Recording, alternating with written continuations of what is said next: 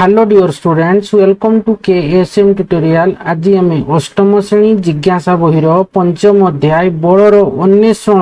र प्रश्नोत्तर विषय आलोचना करबा। पिला माने पूर्वर मु पार्ट 1 टू 5 रो वीडियो करि सारिछि एवं सेही वीडियो रो लिंक मु डिस्क्रिप्शन बॉक्स रे देई देइछि। पिला माने वीडियो दी भलो लागिवो लाइक टे करिवो एवं चैनल टी को सब्सक्राइब मध्य करिदबो एवं वीडियो को तुम सांग माननकु शेयर करिदबो। किछि यदि डाउट रहिबो कमेंट बॉक्स रे जणैबो। तो चलो आमे स्टार्ट करिबा। जिज्ञासा को बजाय रख, तो एटा तुमरो अभ्यास बा आमे कहि परिबा कोन प्रश्नोत्तर। प्रश्नोत्तर तो कहारो ना ए जो हमर बड़र अन्वेषण रो ई होची प्रश्नोत्तर। तो देखो एक नंबर क्वेश्चन रे कोन कहिची ना क स्तंभ रे थिबा जिनिस गुडी को ख स्तंभ रे थिबा जिनिस गुडी को सहित मेल कर। तो देखो स्तंभ क रे कोन दिछि बलर प्रकार दियैछि, स्तंभ ख रे देखो दियैछि उदाहरण। तो एक रे दियैछि मांसपेशीय बल, दुई रे दियैछि चुंबकीय बल, तीन रे दियैछि घर्षण बल, आई भी रे दियैछि माध्याकर्षण बल, आ भी रे दियैछि स्थिर वैद्युतिक बल। तो देखो आमर एठी सब उदाहरण दियैछि से बलर प्रकार उदाहरण। तो देखो ये आम कह मांसपेशीय बल, ताने मांसपेशीय बल माने आम ये कह कौन ना देखो ये एक पिला स्कूल बैग उठाऊँगी ताने सी कौन करुच्ची बल प्रयोग करुच्ची। तो ये एक नंबर तार राइट आंसर कौन हम ना ये ऑप्शन बी टा है कि मांसपेशीय बलटा हूँ एक पिला स्कूल बैग उठाऊँगी। तापर देखो अच्छी चुंबकीय बल। चुंबकीय बल माने कौन ना देखो गोटे अच्छी देखो ऑप्शन ई रे उत्तर दिग को मुख करिथिबा कंपास सूचीटा होसी चुंबकीय बल। से हमर कंपास सूची को सी कोन करूची से हमर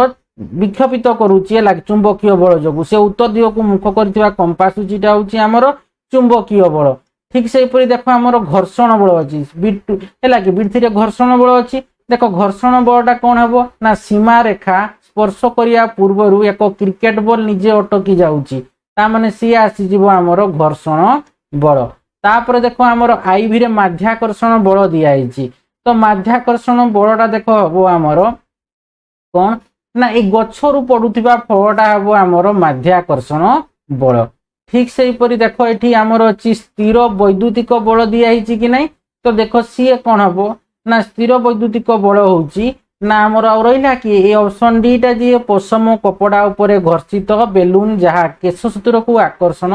करे सी होची स्थिर वैद्युतिक बल। एक नंबर गला। दुई नंबर क्वेश्चन को देखो जिबा कोन कहिछि दुई नंबर क्वेश्चन रे ना निम्नलिखित उक्ति गुडी को सत्य कि मिथ्या कुह कहिछि। तो देखो आमर एठी कोन अछि बिट 1 रे देखो अछि हैला कि एक वस्तुर गतिर वेग परिवर्तन करिबा पई सर्वदा एक बल आवश्यक। तेणु ये होची सत्य। उक्ति कौन आसला ना सत्य कि पई ना जेते बेले आमे न्यूटन को हैला कि आमे गतिर प्रथम नियम कारणटा मिथ्या के सहित आमे उक्ति आमे तो कहि देले हबने सत्य बोली कि तांको कारणटा हमको देखिते पड़बो। तो देखो न्यूटन को गतिर प्रथम नियम अनुसार आमे जानिछे कोन ना जेते बेले बाह्य असंतुलित बल प्रयोग न करले जेते पर्यंत आमे बल नै प्रयोग करिचे एला प्रयोग करा है नै ता माने वस्तुर गतिर अवस्था वेगरे मध्ये परिवर्तन हुए नै। तेणु एक वस्तुर गतिर वेग परिवर्तन करिया पई सर्वदा एक बल आवश्यक। ये उक्ति सत्य। देखो बिटू रे अछि घर्षण जगु एक समतल भूमि रे बॉल गड़ीबार वेग वृद्धि। तो देखो घर्षण जगु एक समतल भूमि रे बॉल गड़ीबार वेगटा वृद्धि पाई कि ये मिथ्या। ये बॉलटा कोन हो जाए अटकी जाए। तेणु ये कोन हबो ये उक्ति मिथ्या। तो कारण कोन ना देखो जेते बेले घर्षण बल सर्वदा गतिर कोन हुए ना विपरीत दिगरे कार्य करे अर्थात कोन करे ना आमर घर्षण बलटा सर्वदा गति को बाधा दिए एवं वस्तुर वेग को ह्रास करे। एठी कोन देइछि वेग वृद्धि देइछि कि नै। तेणु एठी उक्तिटी मिथ्या। से वेगर वृद्धिटी को से ह्रास करि जाय। तेणु उक्तिटी आमर जेहेतु एटे वृद्धि देइछि तेणु ये मिथ्या हैला। थर्ड रे देखो अछि अल्प व्यवधान रे रखा जाइथिबा दुईटी चार्ज युक्त वस्तु मध्य रे कोनोसी बल नाही। तेणु देखो अल्प व्यवधान रखा दुईटी चार्ज युक्त वस्तु मध्य रे कोनोसी बल नाही। तेणु ये उक्तिटी मध्य कोन हबो मिथ्या हबो। केमती देखो मिथ्या हला कारण कोन देखो जेते बेले दुईटी चार्ज युक्त वस्तु मध्य रे हैला कि दुईटी चार्ज युक्त कहिछि वस्तु मध्य रे सर्वदा स्थिर वैद्युतिक बल कार्य करे। जदि चार्जटा समान थाए तेबे विकर्षण एवं जेते चार्जटा अलगा थाए तेबे सी आमे आकर्षण बल सृष्टि करे। बुझी हला कि ना जते दुईटी सम चार्ज ହେଲା କଣ କରେ ପରସ୍ପରକୁ ସେମାନେ କଣ କରିବେ ବିକର୍ଷଣ କରିବେ ଏବଂ ଦୁଇଟି ଆମର କଣ ହବ ବିଷମ ଚାର୍ଜ ବା ଅଲଗା ଚାର୍ଜ ଥିବ ଦୁଇଟା ଅଲଗା ଅଲଗା ଚାର୍ଜ ଥିବ ତେବେ ସେମାନେ ତାଙ୍କୁ ଆକର୍ଷଣ ବଳ ସେଠି ସୃଷ୍ଟି କରନ୍ତି। ତ ଦେଖ ତା ଉତ୍ତରଟା କେଉଁ ଭଳିଆ ଲେଖବ। ତ ଦେଖ ଏଇଟା ପ୍ରଶ୍ନ 2 ର। ତ ଫାର୍ଷ୍ଟ ଆମର କଣ ଥିଲା ଏକ ବସ୍ତୁର ଗତିର ବେଗ ପରିବର୍ତ୍ତନ କରିବା ପାଇଁ ସର୍ବଦା ଏକ ବଳ ଆବଶ୍ୟକ। ତ ଉତ୍ତରଟା ଆମର ସତ୍ୟ ଥିଲା କାରଣ ହଉଛି ନ୍ୟୁଟନଙ୍କ ପ୍ରଥମ ଗତି ନିୟମ ଅନୁସାରେ କୌଣସି ବସ୍ତୁ ନିଜେ ନିଜର ବେଗ ବା ଗତିର ଦିଗ ବଦଳାଇ ପାରେ ନାହିଁ। ତେଣୁ ବେଗ ବଢାଇବାକୁ କିମ୍ବା କମାଇବାକୁ ହେଲେ ଏକ ବାହ୍ୟ ଅସନ୍ତୁଳିତ ବଳ ପ୍ରୟୋଗ କରିବା ନିହାତି ଜରୁରୀ। ଯୋଉଟା ମୁଁ କହିଲି ଟିକେ ଆଗରୁ ସେକେଣ୍ଡଟା କଣ ଥିଲା ଘର୍ଷଣ ଯୋଗୁଁ ଏକ ସମତଳ ଭୂମିରେ ବଲ୍ ଗଡିବାର ବେଗ ବୃଦ୍ଧି ପାଏ। ତ ଉତ୍ତରଟା କଣ ହବ ମିଥ୍ୟା ହବ ଉତ୍ତରଟା। କାରଣ କଣ ନା ଘର୍ଷଣ ବଳ ସଦାବେଳେ ବସ୍ତୁର ଗତିର ଓଲଟା ଦିଗରେ କାମ କରେ। ତେଣୁ ଏହା ଗତିକୁ ବଢାଏ ନାହିଁ ବରଂ ଧୀରେ ଧୀରେ କମାଇ ଶେଷରେ ବଲକୁ ଅଟକାଇ ଦିଏ। ତାପରେ ଥାର୍ଡରେ କଣ ଥିଲା ନା ଅଳ୍ପ ବ୍ୟବଧାନରେ ରଖାଯାଇଥିବା ଦୁଇଟି ଚାର୍ଜ ଯୁକ୍ତ ବସ୍ତୁ ମଧ୍ୟରେ କୌଣସି ବଳ ନାହିଁ। ତ ସେ ଉକ୍ତିଟି କଣ ହବ ଉତ୍ତର ମିଥ୍ୟା ହବ। କାରଣ କଣ ନା ଦୁଇଟି ଚାର୍ଜ ବସ୍ତୁ ପରସ୍ପର ସଂସ୍ପର୍ଶରେ ନ ଆସିଲେ ସେମାନଙ୍କ ମଧ୍ୟରେ ଏକ ଅଦୃଶ୍ୟ ବଳ କାର୍ଯ୍ୟ କରେ ଯାହାକୁ ସ୍ଥିର ବୈଦ୍ୟୁତିକ ବଳ କୁହାଯାଏ। ବୁଝିହେଲା ନା। ଏବେ ଗଲା 2 ନମ୍ବର। 3 ନମ୍ବରକୁ ଆମେ ଯିବା। ତ 3 ନମ୍ବର କ୍ୱେଶ୍ଚନରେ କଣ ଅଛି ନା ପଶମ କପଡାରେ ଘଷି ହୋଇଥିବା ଦୁଇଟି ବେଲୁନ ପରସ୍ପର ପାଖକୁ ଅଣାଗଲେ କଣ ହେବ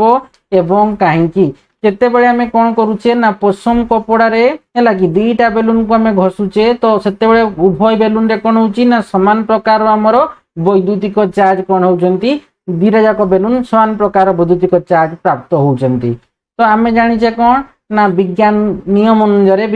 ଅନୁସାରେ ଆମେ ପଢିଛେ ବି ବହିରେ ନା ଦୁଇଟି ସମଜାତୀୟ ଚାର୍ଜ ପରସ୍ପରକୁ ବିକର୍ଷଣ କରନ୍ତି। ଏହି କାରଣରୁ ବେଲୁନ ଦୁଇଟି କଣ ହଉଛି ପରସ୍ପର ଠାରୁ ଦୂରେଇ ଯାଆନ୍ତି। ତ କଣ ହେବ କହିଛି ନା ଦୂରେଇ ଯାଆନ୍ତି। କାହିଁକି ଦୂରେଇ ଯାଆନ୍ତି ନା ଯେହେତୁ ସମାନ ଚାର୍ଜ ହେଲା କି ପରସ୍ପରକୁ ବିକର୍ଷଣ କରନ୍ତି ତେଣୁ ଦୂରେଇ ଯାଆନ୍ତି। ତ ଦେଖ ସେଇଟାକୁ କେମିତି ଲେଖିବ। ତ ଦେଖ ଏଇଟା ପ୍ରଶ୍ନ 3 କହିଛି ପଶମ କପଡାରେ ଘଷି ହୋଇଥିବା ଦୁଇଟି ବେଲୁନ ପରସ୍ପର ପାଖକୁ ଅଣାଗଲେ କଣ ହେବ କାହିଁକି। ତା ଉତ୍ତର ଲେଖିବ ଯଦି ପଶମ କପଡାରେ ଘଷି ହୋଇଥିବା ଦୁଇଟି ବେଲୁନକୁ ପରସ୍ପର ପାଖକୁ ଅଣାଯିବ ତେବେ ସେମାନେ ଏକାଠି ନ ହୋଇ ପରସ୍ପର ଠାରୁ ଦୂରେଇ ଯିବେ ଅର୍ଥାତ୍ ପରସ୍ପରକୁ ବିକର୍ଷଣ କରିବେ। କାରଣଟା କଣ ଯେତେବେଳେ ଦୁଇଟି ଯାକ ବେଲୁନକୁ ଗୋଟିଏ ପ୍ରକାର ପଶମ କପଡାରେ ଘଷାଯାଏ ସେତେବେଳେ ଉଭୟ ବେଲୁନ ଉପରେ ଏକ ପ୍ରକାରର ବିଦ୍ୟୁତ ଚାର୍ଜ ହେଲା କି ଏମିତି ହେଲା କି ମାନେ କଣ ଯେମିତି ଆମର ଉଦାହରଣ ଯଦି ସବୁ ଆମେ ନେଗେଟିଭ ଚାର୍ଜ ଏକା ପ୍ରକାର ହେଲା କି ଲାଇକ ଚାର୍ଜ କିମ୍ବା ଆମର ପଜିଟିଭ ଚାର୍ଜ ହେଲା କି ଏକା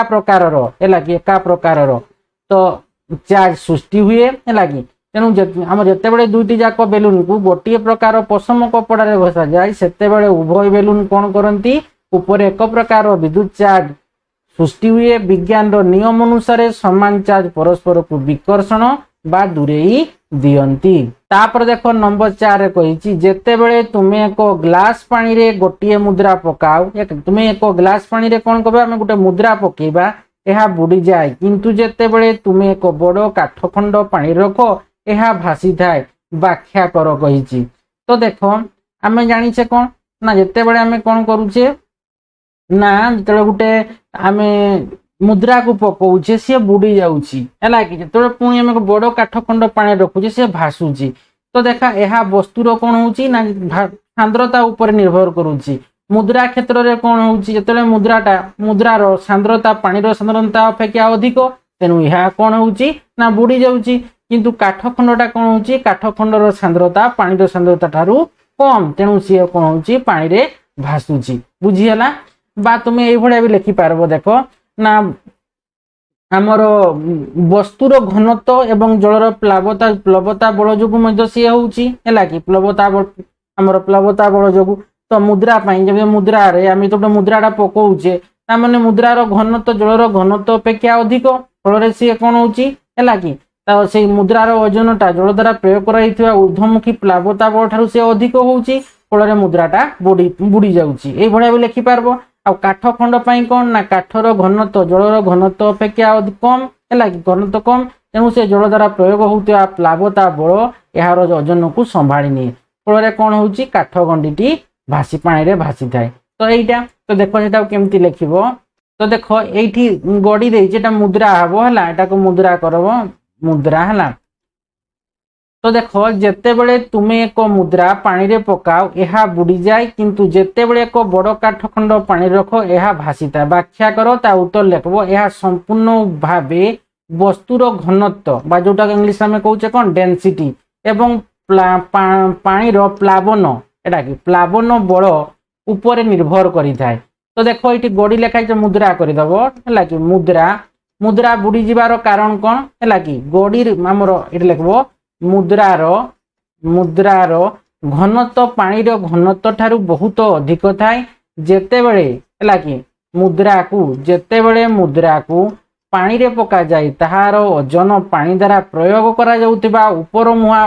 प्लावन बल ठारू अधिक होइथाए तेणु यह बुड़ी जाए। आ काठखंड भासीबार कारण कौन ना काठर घनत्व पानी रो घनत्व ठारू कम थाए तेणु काठखंड उपरे पानी जो प्लावन बल है कि प्रयोग करे ताहा काठर ओजन को सहजरे संभाली निए फल काठटी कौन होता है भासी थाए। एटा गोटे यही भाया लिखि पारबो नहले तुम सहज लिखब कौन ना लिखिदेव वस्तुर सांद्रता उपरे सब कारण कही व्याख्या कर कही तो वस्तुर सांद्रता उपर निर्भर करे मुद्रार सांद्रता पानीर सांद्रता अपेक्षा अधिक तेणु यह बुड़ी जाए सर्टकट लिखिदेव काठखंडटा ये भासी जाए ना काठखंडर सांद्रता पानीर सांद्रता अपेक्षा कम तेणु यह पानी रे बसे बुझीगला। तो सेटा को तुम चाहिए लिखिदेव यहाँ आ गोटे प्रकार भी लिखिपार मुद्रा रे कौन ना फास्ट लिखब कौन ना वस्तुर सांद्रता वस्तुर सांद्रता ऊपर निर्भर करे है कि निर्भर करे ये भाया भी लिखिपार निर्भर करे बुझीगला वस्तुर सांद्रता ऊपर यह वस्तुर कारण कही ना व्याख्या करते कही यह वस्तुर सांद्रता ऊपर निर्भर करे। तो मुद्रा रे कौन हम मुद्रार सांद्रता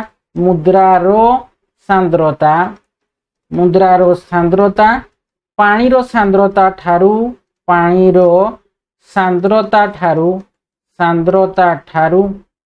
सॉरी पानीर सांद्रता अपेक्षा लिखब अपेक्षा कम जे ये सॉरी अधिक है कि आमर मुद्रार सांद्रता पानीर सांद्रता अपेक्षा अधिक तेणु यह बुड़ी जाए तेणु यह कौन लिखब ना बुड़ी जाए। यहीटा बोल लिखिपार ये भाया भी सर्ट्रे मुद्रा क्षेत्र कारणटा ठीक से हीपरी काठखंड लिखिपार काठखंड भी लिखिपार ना काठखंडर सांद्रता पानीर सांद्रता ठारू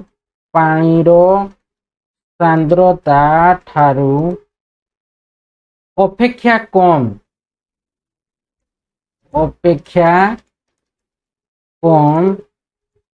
तेणु यह पानी रे भासे यही प्रकार भी लिखिपार 4 नंबर एटा 4 नंबर क्वेश्चन रो उत्तरटा यही भाया भी लिखिपार बा तुम यही भाया भी लिखिपार है जोटा मुझे कहली है कि प्लावन बल नहीं भी तुम लिखिपार। तो 4 नंबर गला उत्तर। तो 4 नंबर गला एबे 5 नंबर देख कही जदि एक बॉल ऊपर को फिंगा जाए तेबे यह धीर हो जाए किछि क्षण स्थिर हो जाए एवं तापरे भूमि रे पड़ जाए बॉल उपरे कार्य करुथिबा बल गुड़िकर नाम उल्लेख कर एवं सेमानंकर दिग निर्दिष्ट कर। तो जितेबाला आम कौन करुचे ना बॉल टाक ऊपर को फिंगुचे सी कौन हो जाउची धीर हो जाउची है किछि क्षण से धीर हो जाउची तापर स्थिर हो जाउची तापर से भूमि रे पड़ुची। तो जो बॉलटा ऊपर आम फिंगुचे तो से कौन कार्य होता बल गुड़िकर आम नाम लेखा फिंगुचे माने सेठी आमर माध्याकर्षण बल प्रयोग होउची आ जेतेबेले सी कौन होउची ना धीर हो जाउची है कि तामाने से पड़ी तल को पड़े आसुची धीर होइकरी तो सेठी बेले सी कौन होउची ना आमर वायुर प्रतिरोध बल कार्य करुची फल सी कौन अटकी जाइकरी पुणी तल को पड़े आसुची है कि तो आम ये फिंगुचे माने ये आम कौन करुचे तल आड़ को माध्याकर्षण बल टाणुची बेले से पड़े आसुची कि नहीं ठीक से परी आमर ये कौन है देख बॉल ऊपर कार्य करुची गोटे आसला आमर कौन माध्याकर्षण बल टाणी कर पकाउची पुणी वायुर प्रतिरोधी बल कौन हो बॉल ऊपर को जाऊँगी वायुर प्रतिरोधी बल जो तुम फिंगु जिते है कि तो देख ये कौन तो एक यह ऊपर को गति करने समय दुई निम्नगामी गति समय तीन यार सर्वोच्च स्थान रे। तो देख बॉल ऊपर मुख्यतः दुईटी बल कार्य करुची गोटे हूँ आम कहीपर माध्याकर्षण बल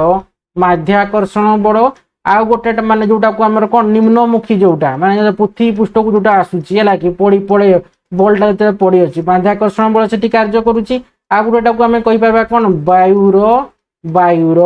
प्रतिरोध बल ता माने ए वायुर प्रतिरोध बलटा कोन ना सी होची गतिर विपरीत दिगरे जो बलटा कार्य करूची ताकू हमें कहबा वायुर प्रतिरोध बल। तो देखो फास्ट देछि से बॉलटा को जतबे ऊपर को फिंगुचे सी ऊपर को गति करूची तो सही समय रे कोन कोन बल कार्य करूची तो देखो माध्याकर्षण बल करूची तळ आड़ को निम्नमुखी करिवारे एवं वायु प्रतिरोधी बल ता माने तळ आड़ को कारण बॉलटा ऊपर को जाउची ठीक सेही परि सेकंड अछि एहार निम्नगामी गति समय रे ता माने देखो निम्नगामी गति समय रे से पुनी माध्याकर्षण बल जेहेतु तळ आड़ को आसी अर्थात निम्नमुखी होउची आउ गोटे बलटा वायुर प्रतिरोधी बल भी कार्य होउची कि पहिना जतले ऊपर आड़ को जाउची हैला कि निहार निम्न माने वायुर प्रतिरोध ऊपर आड़ कारण बल तळ को आसुची ठीक सेही परि सर्वोच्च स्थान रे माने एठी माध्याकर्षण बल बुझियला ना से तळ आड़ को माने कोन से निम्नमुखी होउची बुझियला कि नै तो जेहेतु एही एठारे हैला कि हमर वेग शून्य थिबारो वायुर प्रतिरोध बल कार्य करे नाही एठी हमर कोन होउची जेतले सर्वोच्च स्थान रे हैला कि जेते बेले बॉलटा सब सर्वोच्च स्थान रे अछि सर्वोच्च स्थान रे अछि ता माने से समय रे वेगटा कोन अछि शून्य अछि ऊपर अछि माने वेगटा शून्य अछि तनु वायुर प्रतिरोध बल एठी कार्य करे नाही आ एई दुईटा जाक रे हमर वायुर प्रतिरोध बलटा कार्य करे। तो देखो सेटा को लिखि देबो केमती तो देखो एटा देइछि हमर 5 नंबर देखो देइछि जोटा एक बॉल यदि एक बॉल ऊपर को फिंगा जाय तेबे या धीर होई जाय किछि क्षण पई स्थिर होई जाय एवं तापरे भूमि रे पड़ी जाय बॉल ऊपर कार्य करूथिबा बल गुडीकर नाम और दिग लेख। तो देखो यह ऊपर को गति करबा समय ता माने माध्याकर्षण बल तो यार दिग तळ आड़ को थाए ता माने जहा कोन करे ना बॉल रो वेग को से कमाई दिए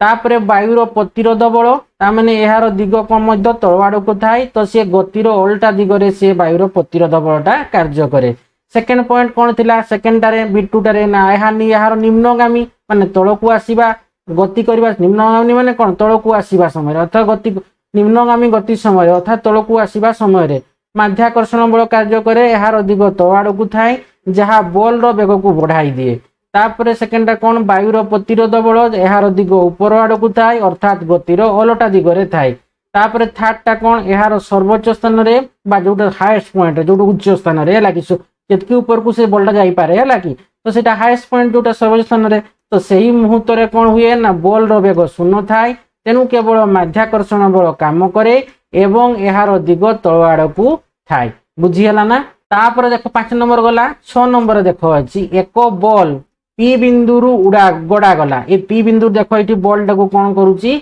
ना गड़ा जाउची है लागी तळकू तो एवं यह को अनंत समतल एमती आसला तापर पुणी एमती अछि समतल ऊपर गति करी एवं तापर चित्र 5.16 रे है लागी 5.16 5.1 रे देखा जाइथिया परि एक भू समांतर पृष्ठ रे गति करे एठू छाडी दियाला बॉलटा पुणी एमती गति करबो हला कि एमती गति करबो तो भू समांतर पृष्ठ रे गति करे यह भू समांतर पृष्ठ रे ए बिंदु रे अटकी जाय जाइकरी ए बिंदु गोटे बिंदु रे अटकी जाय तो एक उपाय विषय रे चिंता करो जहा द्वारा बॉलटी समान पी बिंदु रु गड़ा हेले यह बिटुआन देछि बिंदु ए पूर्वरु बंद होई जिवो बिटु देछि बिंदु ए अतिक्रम करिवा परे बंद हेबो। तो देखो जेतेबेले बॉलटी को आमे ए बिंदु रु बंद करि जिबा हेले ए पूर्व बिंदु ए रु बंद होई जिवो ता माने कोन हेबो तो गड़ा गले है बिंदु तो एक उपाय विषय रे चिंता करो गोटे उपाय आमे कोन करबा जेतेबेले बॉलटी पी बिंदु रु गड़ा जिवो से बिंदु ए पूर्वरु बंद होई जिवो कोन उपाय करले तो देखो जेतेबेले में बॉलटी को ए बिंदु रु पहुंचिया पूर्वरु अटकाइबा को हेले हमकु घर्षण बलटा कोन हेबो बढ़ाइबा को पड़बो एटी घर्षण बल बढ़ाई देले ता माने ए बॉलटा पी बिंदु रे पाकु आसिया को सदाको ए पूर्वरु से बंद होई जिवो ता माने घर्षण बलटा में बढ़ाइबा तो उपाय कोन करबा कहिछि ना उपाय चिंता करो तो उपाय लिखबो भू समांतर पृष्ठ को जेतेबेले हमें अधिक कोन करबा ना खसडा बा हमें कहबा कोन माने संकीर्ण बा जोटो को हमें कोन रफ करि देबा बुझियला इंग्लिश ता कहूचे रफ करि देबा करबा को हेबो उदाहरण स्वरूप सेही पृष्ठ ऊपर हमें कोन करबा ना बाली बिछे देबा हैला कि बा किछि गुटे हमें मोटा कपड़ा बा गुटे चटई यदि पकई देबा ए बॉलटार दिगे आसुदिबा तारे पेठी हैला कि हमें पकई देबा हेले सी कौन हम तार बेग स्थिर धीर हो घर्षण बल जो सी कौन हम ये बलटा बेसी दूर को सी गति कर अर्थात ए बिंदु पूर्व ही से बंद हो तो कारण कौन ना अधिक घर्षण जो बल गति शक्ति शीघ्र ह्रास पाइब एवं यह ए बिंदु पूर्व स्थिर हो बुझीगला ये लिखिदेव B2 रे देख अच्छी बिंदु ए अतिक्रम करने पर बंद हे कौन कले ये बलटा ए बिंदु अतिक्रम सरला सी जा बंद हे बुझीगला तो देख बल टी को ए बिंदु ठारू आहुरी आग को नेबाकू हेले आमको कौन करिया को पड़िबो ना घर्षण बल कमाइबा को पड़िबो तामाने ताकू आमे अधिक चिकण करदेबा से बलटा जो बढ़िबो रास्ताटा को आमे अधिक चिकण करदेबा हैला कि अरे स्मूथ करदेबा जोटा को आमे कहूचे मसृण करदेबा हैला कि तो देख उपाय कौन करिबो ना ये जो भू समांतर पृष्ठ को अधिक मस ये तो ऑटोमेटिक गड़ी आसी जिवो एठू तो एटा को जेते चिकण करि परिबा अर्थात मसृण करदेबा हेले सी कौन हम ना बलटा अधिक दूर से गति करिवो अर्थात ए बिंदु सी बहुत आग को जीव तो भू समांतर पृष्ठ को अधिक मसृण करिया को हेबो उदाहरण स्वरूप पृष्ठ उपरे पाउडर में पाउडर पकईदेबा किंबा धर तेल पकाई चिकण करि परिबा किंबा सेठारे गोटे काच बा सनमाइका बोर्ड आम जदि रखीदेबा सी कौन हम ना ये जो ता उपरे सी कौन हम ना सी गड़ी की दूर को ए बिंदु आग को पलैब तो कारणटा कौन ना घर्षण कमिबा द्वारा बल गतिर प्रतिरोध कम हेबो जहा फल ए बिंदु को अतिक्रम करी से बहुत दूर को गति करिवो बुझीगला तो देख ये प्रश्न 6 एक बल पी बिंदु गड़ा गला एवं चित्र है कि केते कहितला चित्र 5.16 देइतला चित्र 5.16 परी एक घसा मजा पृष्ठ रे गति करी ए बिंदु को हटागला है कि तो क्यों उपाय कले बलटी बिंदु ए पूर्वर बंद हो तो देख बिंदु ए पूर्वर बंद हो अर्थात उपायटा कौन ना सही समतल पृष्ठ को अधिक खरखरिया बा रफ है कि बा आमे ताकू कहिबा कौन ना खसड़ा भी कहि परिबा खसड़ा है कि बा आमे कहि परिबा कौन संकीर्ण बोली मध्य कहि परिबा संकीर्ण है कि खसड़ा संकीर्ण बा खरखरिया बा रफ करबा को हेबो जेमिति कि सेठारे बाली किंबा गोटे मोटा कपड़ा है कि बिछे देबा है कि बा गोटे चटई जदि बिछे दे परिबा है कि बिछे देबा कारण कौन जदि पृष्ठटी रफ हेले अर्थात संकीर्ण हेले बा खसड़ा हेले घर्षण बल बढ़ी जीवो जहा बल को शीघ्र बा ए बिंदु पूर्व से अटकाई देबो सेकेंडटा कौन थिला बिंदु ए अतिक्रम करबा परे बंद हेबो तार उपाय कौन हैला ना सही पृष्ठ को संपूर्ण चिकण बा स्मूथ है कि बा अधिक मसृण है कि चिकण बा अधिक मसृण है कि करबा को हेबो जेमिति कि सेठारे कांच लगेइबा किंबा आमे एठी कोन लिखि परिबा ना पाउडर है कि किंबा कांच लगेइबा किंबा पाउडर लगेइबा किंबा तेल पक लगेइबा है कि किंबा आमे किंबा लिखि देबो किंबा कोन ना सेठारे सनमाइका बोर्ड है कि सनमाइका बोर्ड मध्य लगेइबा सेठारे सनमाइका बोर्ड लगाइबा है कि तो तुम्हें जोड़ा लगे पारबो है गोटे आमर कौन आसुची ना कांच लगे पारो किंबा तुम्हें पाउडर दे पारो किंबा तेल पकई पारो किंबा सेठारे जो सनमाइका बोर्ड लगेइबा है कि फल सी कौन हम ना सही पृष्ठटी अधिक मसृण हम अर्थात चिकण हम है कि फल कौन हम ना सेठा से पृष्ठटी चिकण हेले घर्षण बल बहुत कमिज है कि बल टी खसी खसी आमर ए बिंदु मध्य पार हेबा परे अटकिबो है कि बा ए बिंदु अतिक्रम करी अटकिबो बा लिखिदेव ए बिंदु अतिक्रम करी अटकिबो बा लिखिदेव ए बिंदु अतिक्रम करी बहुत दूर को जेते चिकण होइतिबो से बेसी दूर गति करबो अतिक्रम करी बहुत दूर को गति करिवो बुझीगला ना नंबर 6 गला है देख 7 नंबर क्वेश्चन रे कौन कही 7 नंबर देख ये क्वेश्चन रे कही आमर आमे बेले बेले बरफ किंबा पॉलिश होइतिबा चट्टाण परी मिश्रण पृष्ठ रे काहेकि खसी जाऊ व्याख्या कर कही तो देख गोटे हूँ कारण कौन ना आमर घर्षण बलर ह्रास है कि ता माने आमे चलिबा समय है कि बा आमे कौच देख ये आमे कही बेले बेले बरफ किंबा पॉलिश होइतबा चट्टाण परी मसृण पृष्ठ रे आमे काहेकि खसी जाऊ। तो घर्षण बलर ह्रास तो आमे चलिबा समय आम पाद आउ चट्टाण मध्य कौन हुए ना घर्षण बल बा गोटे फ्रिक्शन आमको कौन करे ना सृष्टि हुए फल आमको बढ़िबारे साहाय्य करे। आउ कौन ना जितेबाला आमे बरफ किंबा पॉलिश होइतबा चट्टाण रे है कि मसृण पृष्ठ रे है कि आमे कौन कहूचे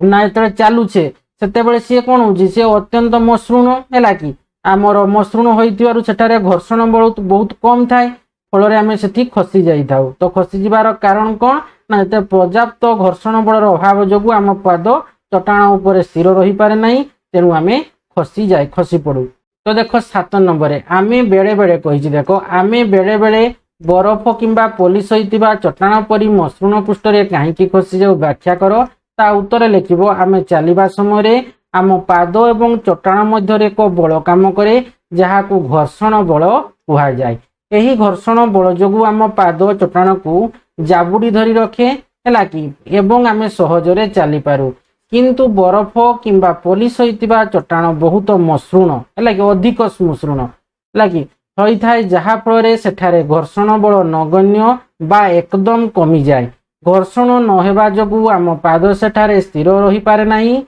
एवं आमे सहजरे खसी पड़ू। बुझीगला। तापर 7 नंबर गला। तापर देखो हमर 8 नंबर क्वेश्चन टा कोन अछि। 8 नंबर अछि असमान गति रे थिबा एक वस्तु उपरे कोनसी बल प्रयोग करा जाउछि कि। तो देखो आमे हां बल जाउछि कि हां बल प्रयोग करा होउछि। तो देखो हां बल प्रयोग करा होउछि कि पैना न्यूटन गतिर जते द्वितीय नियम अनुसार आमे जानि जे कोन जदि एक वस्तुर गति असमान हुए तेबे तार वेग परिवर्तन बा त्वरण सृष्टि हुए तार वेगर परिवर्तन होता है बा आमर त्वरण सृष्टि हुए।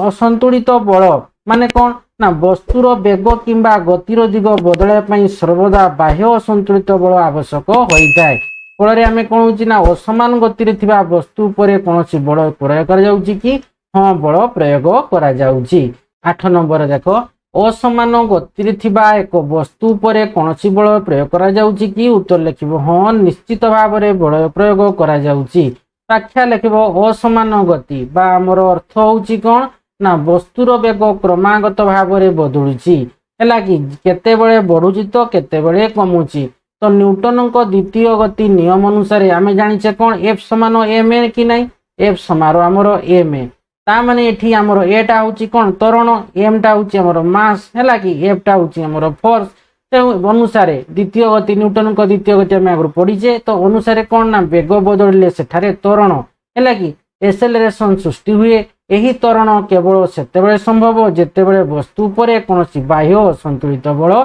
कार्य करूथाय। तो यहाँ हूँ आंसर। तापर जी आम 9 नंबर क्वेश्चन को। 9 नंबर क्वेश्चन देख कौन अच्छी ना चंद्र रे एक वस्तुर ओजन पृथ्वी रे ताहार ओजन रो 1/6 हो जाए। यही परिवर्तन रो कारण कौन सेठारे वस्तुर वस्तुत्व मध्य रे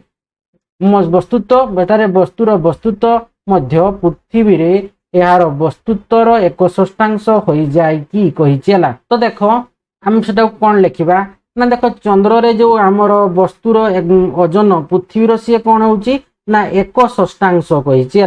तामाने देख आमर कही जे परिवर्तन रो कारण कौन आउ कही सेठारे वस्तुर वस्तुत्व मध्य पृथ्वी रे आमर कौन होची ना पृथ्वी रे यार वस्तुत्वर 1/6 कही। तो देख आम से कही परिबा ओजन कमिबार कारण आम जानिचे कौन वस्तुर ओजन समान W समान m इंटू जी जानिचे कि नहीं W समान m इंटू जी है कि। तो देख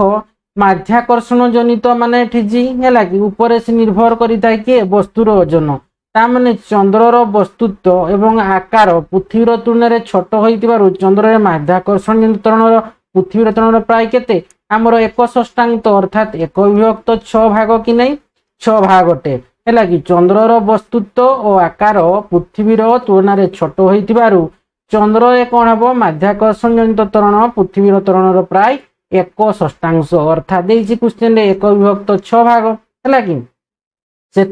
चंद्र रे বস্তুর ওজন পৃথিবীরে তার ওজনর 1/6 হয়ে যায়। সেপাই চন্দ্র এক বস্তুর ওজন পৃথিবীর তার ওজনর কেতে হয়ে যায় 1/6 হয়ে যায়। তো কইছি পরিবর্তনর কারণ কোন না দেখো না চন্দ্রে বস্তুর বস্তুত্ব আদৌ পরিবর্তন হুয়ে নাই। বস্তুর বস্তুত্ব হচ্ছে হল কি বস্তু মধ্যে থিবা পদার্থর মোট পরিমাণ যা স্থান বদলের মধ্যে সে সবুলে কোন হুয়ে সমান এবং স্থির রুহে। তো দেখো তার উত্তরটা দেখো 9 নম্বর উত্তরটা দেখো হলা 14 নম্বর হল কি ওই চন্দ্রের এক বস্তুর ওজন পৃথিবীরে তাহার ওজনর 1/6 অর্থাৎ 1/6 হয়ে যায়। এই পরিবর্তনের কারণ কোন সেঠারে বস্তুর বস্তুত্ব মধ্যে পৃথিবীরে বস্তুর বস্তুত্বর 1/6 হয়ে যায় কি হয়ে যায় না হলা। তো দেখো ফার্স্ট লিখব ওজন কমিবার কারণটা কইছি পরিবর্তনের কারণ কোন না দেখো কমিবার কারণ হচ্ছে কৌশি বস্তুর ওজন ডব্লু সমান mg তার গুরুত্বাকর্ষণ জনিত ত্বরণ জি উপরে নির্ভর করে। চন্দ্রর আকার পৃথিবী ঠারু ছোট তেণু চন্দ্রর মাধ্যাকর্ষণ বল পৃথিবীর মাধ্যাকর্ষণ বলর মাত্র কেতে না 1/6 গুণ অটে মানে 1/6 অটে বুঝিলা মানে 1/6 ভাগ। সেপাই চন্দ্রে বস্তুর ওজন 1/6 ভাগক কমি যায়। তো এহা পৃথিবীরে এহার বস্তুত্বর 1/6 হয়ে যায় কি। তো দেখো বস্তুত্ব বদলে কি না আদৌ বদলে ନାହିଁ ହେଲା କି ବସ୍ତୁର ବସ୍ତୁତ୍ୱ ସବୁ ସ୍ଥାନରେ ପୃଥିବୀ ହେଉ କି ଚନ୍ଦ୍ର ସମାନ ରହେ କାରଣ ବସ୍ତୁତ୍ୱ ହେଉଛି ବସ୍ତୁ ମଧ୍ୟରେ ଥିବା ପଦାର୍ଥର ପ୍ରକୃତ ପରିମାଣ ଯାହା କେବେ ବି ସ୍ଥାନ ବଦଳିଲେ ବଦଳେ ନାହିଁ। ତ ଦେଖ 9 ନମ୍ବର ସରିଲା। ତେବେ ଆମେ 10 ନମ୍ବରକୁ ଯିବା। 10 ନମ୍ବର ଦେଖ କହିଛି କ'ଣ ନା ଆମର ସମାନ ଆକାର ଏବଂ ଆକୃତିର ଭିନ୍ନ ଭିନ୍ନ ଆକୃତିର କିନ୍ତୁ ଭିନ୍ନ ସାମଗ୍ରୀରେ ତିଆରି ତିନୋଟି ବସ୍ତୁ ହେଲା କି 1 2 3 ଦେଖ 1 2 3 ଦିଆ ହେଇଛି ଦେଖ ହେଲା 1 2 3 1 2 ଏବଂ 3 ରେ ପାଣି ରଖାଗଲା। ଦେଖ କ ଖ ଗ ଦିଆ ହେଇଛି ଚିତ୍ର 5.17 ରେ ଦେଖା ଯାଇଥିବା ପରି ସେମାନେ ଭିନ୍ନ ଭିନ୍ନ ଗଭୀରତା ପର୍ଯ୍ୟନ୍ତ ବୁଡି ରହିଲେ। ଯଦି ତିନୋଟି ବସ୍ତୁ 1 2 ଏବଂ 3 ର ଓଜନ ଯଥାକ୍ରମେ W1 W2 W3 ହୋଇଥାଏ ତେବେ B1 ଦେଇଛି W1 ସମାନ W2 ସମାନ W3 B2 ରେ ଦିଆଯାଇଛି W1 is greater than W2 W2 is greater than W3 B3 ରେ ଦିଆଯାଇଛି W2 ହେଲା କି W2 is greater than W3 is greater than W1 IV ରେ ଦିଆଯାଇଛି W3 is greater than W1 is greater than W2। ତ ଦେଖ ଆମର କ'ଣ ହେବ ନା ଦେଖ ଯଥାକ୍ରମେ W1 W2 ଯଦି ହୋଇଥାଏ ତେବେ ଆମେ ସେଠି କହିବା କ'ଣ ନା କାରଣ ସେଠାରେ ଆମର କ'ଣ ହଉଛି ଦେଖ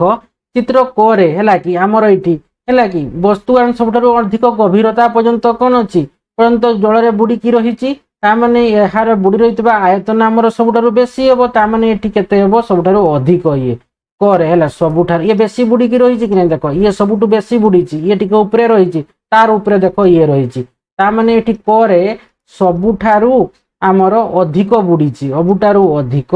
ହେଲା କି ଆମର ବୁଡିଛି ହେଲା ବୁଡିଛି। ତାମାନେ ତାର ଆୟତନ ବେଶୀ ହେବ କି ନାହିଁ ବୁଡିଥିବା ଆୟତନ ଆମର ସବୁଠାରୁ ଅଧିକ ହେବ କି ନାହିଁ। ତାମାନେ ଏଠି ଆୟତନ କ'ଣ ହେବ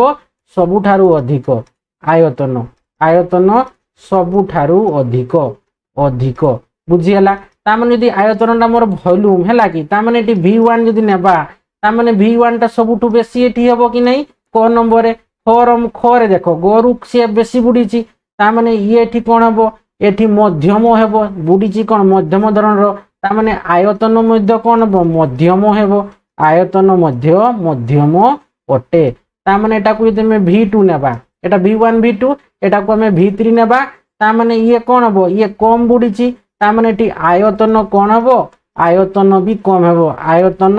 ସବୁଠାରୁ କମ ଯେହେତୁ ଇଏ କମ ବୁଡିଛି ସବୁଠାରୁ କମ ବୁଝି ହେଉଛି କି ନାହିଁ। ତାମାନେ ବୁଡି ରହିଥିବା ଯଦି ଆୟତନ କ୍ରମଟା ଦେଖିବା ତାମାନେ V1 ଟା ବେଶୀ ବୁଡିଛି ତେଣୁ V1 is greater than V2 is greater than V3 ବୁଝି ହେଲା କି ନାହିଁ। এটা ରହିଲା ଆମର ଆୟତନ এটা ଗଲା ଆମେ ଆୟତନ ଗଭୀରତା ପର୍ଯ୍ୟନ୍ତ ବୁଡିଛି ତ ଆମେ 1 2 3 ର ଓଜନ W1 W2 ତ ଏଟାକୁ ଆମେ W1 W2 W3 ନେବା ତ କ'ଣ ହେବ ତାମାନେ ଯଦି ଇଏ ବେଶୀ ବୁଡିକି ରହିଛି ତାମାନେ ତାର ଓଜନ ବେଶୀ ହେବ ହେଲା କି ତାମାନେ ଏଠି ସାମଗ୍ରୀର ଓଜନ ବେଶୀ ହେବ ତାମାନେ ଏଠି କ'ଣ ହେବ W1 is greater than W2 is greater than W3 ହେବ କି ନାହିଁ যেহেতু এটার আয়তন বেশি ଅଛି তা মানে ওজন বেশি হব এটার আয়তন যেহেতু মধ্যম তা মানে W1 ইয়ে W2 মঝিরে রইব তারপরে W3 হব তো এইটা দেখো W1 is greater than W2 is greater than W3 তো আমার এই B2 টা হচ্ছে আমার आंसर হব ইয়ে রইলা आंसर বুঝি হেলা না কি পানা তার ওজন বেশি রহিছি বলি সে বেশি ভিতরকু বুড়িছি এটার ওজন টিকে কম বলি সে অল্প বুড়িছি এটার ওজন তাঠু কম বলি সে আউ টিকে উপরে ঝুলিকি রহিছি বুঝি হଉଛି কি নাই তেଣୁ ଯାହାର ଓଜନ ବେଶୀ ସେ ବେଶୀ ବୁଡିଛି ଅର୍ଥାତ୍ ତାର ଆୟତନ ସବୁଠାରୁ ଅଧିକ ବୁଝି ହେଲା କି ନାହିଁ ଅର୍ଥାତ୍ ଭି ଆମର ମଧ୍ୟମ ମାନେ ତା ଆୟତନ ମଧ୍ୟମ ଧରଣର କମ ବୁଡି ଉପରେ ରହିଛି ମାନେ ସେ ଆୟତନ ସବୁଠାରୁ କମ ତା ମାନେ V1 greater then V2 is greater then V3 ତ ଦେଖ ସେଟାକୁ କେମିତି ଲେଖିବ ତ ଦେଖ ପ୍ରଶ୍ନ 10 ରେ ଆମର ଦିଆ ହେଇଛି କଣ ନା ସମାନ ଆକାର ଏବଂ ଆକୃତିର ଭିନ୍ନ ଭିନ୍ନ ଆକୃତିର କିନ୍ତୁ ଭିନ୍ନ ଭିନ୍ନ ସାମଗ୍ରୀରେ ତିଆରି ତିନୋଟି ବସ୍ତୁ 1 2 ଏବଂ 3 ରେ ପାଣି ରଖାଗଲା ହେଲା କି ଏଟା ଆମର 5 ହେବ 5.17 ରେ দেখা যাইতা পরি সেমানে ভিন্ন ভিন্ন গভীরতা পর্যন্ত বুড়ি রহিলে যদি তিনোটি বস্তু 1 2 এবং 3 র ওজন যথাক্রমে W1 W2 W3 হইতায় তেবে সঠিক সম্বন্ধ কেউঠি তো দেখো সঠিক সম্বন্ধটা হব আমার কোন উত্তর হব সঠিক বিকল্পটা আমার B2 টা W1 is greater than W2 is greater than W3 বুঝিলা মু সেটা আয়তনটা বি কহি দেইতিলি বুঝিলা বেলকু কিন্তু এটা মু ডাইরেক্ট লিখি দেইছি যে খালি যেটা কহিছি ওজনটা W1 is greater than W2 is greater than W3 ব্যাখ্যা লিখব আর্কিমিডিসଙ୍କ নিয়ম অনুসারে যে বস্তুর ওজন এবং ঘনত্ব অধিক থাকে তাহা পানিরে অধিক গভীরতা পর্যন্ত বুড়ি যায় তো চিত্রে বস্তু 1 করে পানিরে সবুঠারু অধিক বুড়িছি অর্থাৎ এর ওজন W1 সবুঠারু অধিক তারপরে বস্তু 2 মানে খ ইয়ে মধ্যম ভাবে বুড়িছি হেলা কি কিন্তু বস্তু 3 গ সবুঠারু কম বুড়িছি অর্থাৎ এর ওজন সবুঠারু কম এ মধ্যম ভাবে বুড়িছি অর্থাৎ এর ওজন হেলা কি মধ্যম হেলা কি মধ্যম ধরণর আর কম বুড়িছি মানে তার ওজন সবুঠারু কম তেণু সেমানଙ୍କର সঠিক ওজনর সঠিক ক্রমটা আমি পাইলে কোন W1 is greater than W2 is greater than W3 এইটা লিখি দেব সঠিক সম্বন্ধটা আমার B2 টা যেটা ছিল এইটা হচ্ছে answer W1 is greater than W2 is greater than W3 বুঝি হেলা তো দেখো এটা আমি সারি দেলে বিষয়টাকে আমার পঞ্চম অধ্যায় যে বড়র অন্বেষণ লা তার যে প্রশ্ন উত্তর আমি 1 ରୁ 10 যাই আজ আমি পুরা বিস্তৃত ভাবে আলোচনা কলে নেক্সট ভিডিওরে আমি ষষ্ঠ অধ্যায় বিষয়ে আলোচনা করিবা অর্থাৎ যেটা তোমার আছে চাপ বায়ু প্রভাব ও ঝড় বাত্যা সে বিষয়ে আলোচনা করিবা আশা করুছি পিলামানে ভিডিওকে ভালো ভাবে বুঝি পারতিবো ভিডিওকে লাইক কমেন্ট এবং প্রচুর মাত্রায় শেয়ার করিবো এবং যে মানে পর্যন্ত চ্যানেলটিকে সাবস্ক্রাইব করিন অতি শীঘ্র চ্যানেলটিকে সাবস্ক্রাইব করে নেব এবং পাখরে থিবা বেল আইকনটিকে মধ্যে দবাই দেব যাহা ফଳରେ কি মু ভিডিও ছাড়ু ছাড়ু তোমার পাখକୁ আগ নোটিফিকেশন পড়াইবো ফଳରେ তুমি জানি পারিবো ধন্যবাদ।